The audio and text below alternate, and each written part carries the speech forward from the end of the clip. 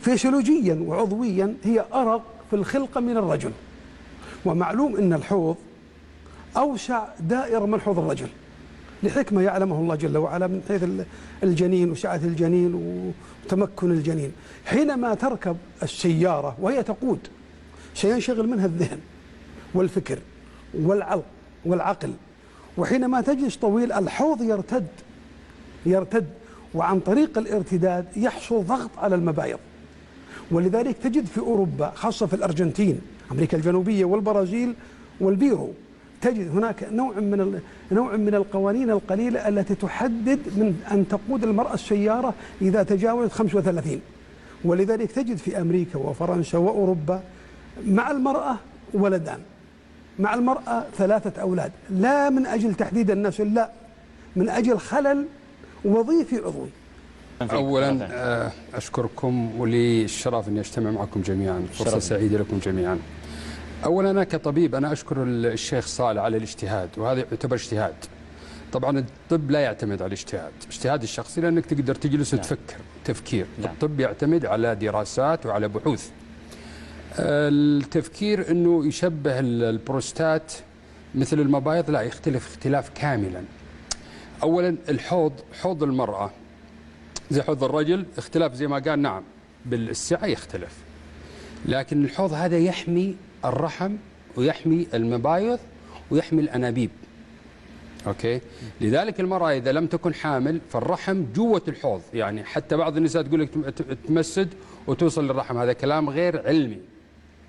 أوكي، فالحوض أبدا حامي. لما تجلس المرأة ما تجلس على ايش؟ تجلس على الوروق وعلى العظمة، فما له علاقة أبدا بما داخل الحوض. قضية سواقة المرأة تسوق في أوروبا من حوالي 100 سنة، يعني فورد اللي سوى السيارات زوجته هي اللي ساقت قبله السيارة، ساقت حوالي 120 كيلو قبل والسيارة. وبعدين في دراسات كثيرة لم يثبت إنه سواقة المرأة تؤثر على أي عضو من الأعضاء المسؤولة عن الحمل عند المرأة أبدا. قد يتكلم عن الشاحنات وسواقة الشاحنات، وقد يأثر على الرجل بالحمل، لأنه نعرف أنه خصية الرجل خارجية وقد تؤثر بالحرارة، هذا منظور آخر. إنما أنا طالب الشيخ صالح، لأنه لما يتكلم الآن المجتمع مجتمع متعلم، تغير المجتمع، اللي تقول له معلومة إذا ما تجيب له مستند علمي. أنا أطلب من الشيخ صالح، لأنه أنا كطبيب أنا ما أرضى بشيء بدون دراسة علمية. نعم. فالدراسة العلمية اللي استند إليها الشيخ صالح، إذا كان عنده دراسة يقولها، إذا ما في دراسة اجتهاد هذا قد يكون مردود له. أنا أقوله بكل احترامي للشيخ صالح. نعم. ومركزه الاجتماعي والعلمي الشخصي من خلال ما قرأت. بس قرأت في ايش؟ قرأت في أشياء قديمة اللي صارت. في قديمة طبعا تؤثر. لا بس هو ركوب البعير قديما كان يؤثر على المرأة، لكن هو يقول الآن أنه من خلال البحوث العامة ومن خلال المؤتمر ما ثبت. أنا أقول هل ينفي هذا؟ لا هو لا لحظة، هو ما نقعد ننفي. أنت قلت كلمة نبغى هو يطالبك ببحث عليها، شيء علمي واضح. البحث اللي ذكرته لك وش هو البحث؟ حق كولومبيا؟ إيه؟ لا هذا لماذا تشيخ المرأة غير موضوع مختلف. نتكلم عن تأثير المبايض والحوض. طيب المرأة لماذا يعني يقل عندها الولادة هناك؟ لماذا تمنع أو تمنع نفسها؟ لا تقول تحديد النسب. لا بس أنا حسب فهمي مو بهذا موضوعنا. أنت إذا صحيح لي يا دكتور. والله يا أخي شوف، العلماء دائما الشيوخ جزاهم الله خير يقول لك لا يتدخلون العامة في شؤون الدين. الآن الشيخ تدخل في موضوع بالنسبة لي يحسه حساس جدا، لأنه شغلتي، ويقول كم لك؟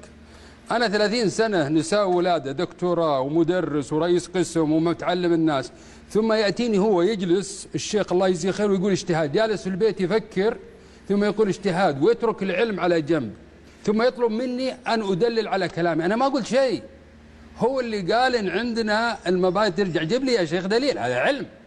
أما أنك بس اجتهاد وتطبخ الطبخة ثم ترسلها للناس، واضح هذا، ما في واضح يا شيخ. الله يستر عليك يا شيخ. في دليل يا شيخ خلني أقول لك. طيب الحين خلني أقول لك يا دكتور، لو نزل علاج بالأسواق